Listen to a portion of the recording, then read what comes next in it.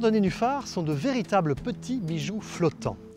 Mais cette fleur fascinante est avant tout une plante aquatique que vous allez pouvoir très facilement cultiver dans un bassin, pour autant que vous ayez un bassin suffisamment grand et profond.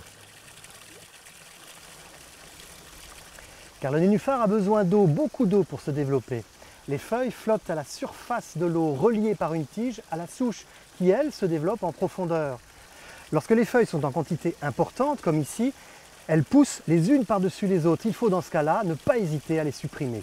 Les boutons floraux apparaissent dès que l'eau commence à se réchauffer, c'est-à-dire aux environs du mois de juillet.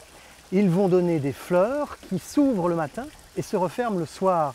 Les pétales déclinent de nombreux coloris, allant du blanc pur jusqu'au pourpre. Entre ces deux couleurs, vous trouverez, selon les variétés, toute une gamme de teintes allant du jaune, rose plus ou moins soutenu, jusqu'au rouge, rouge lavé de blanc et rouge foncé.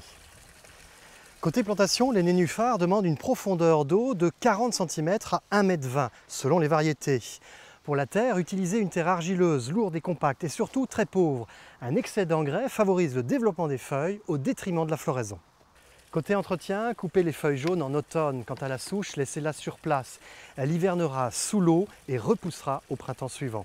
Si au bout de 3 ou 4 ans, vous constatez que la surface de l'eau est complètement recouverte par des feuilles, n'hésitez pas à extraire la souche, à la diviser en plusieurs éclats. Vous replanterez un seul d'entre eux et vous obtiendrez un sujet beaucoup plus florifère.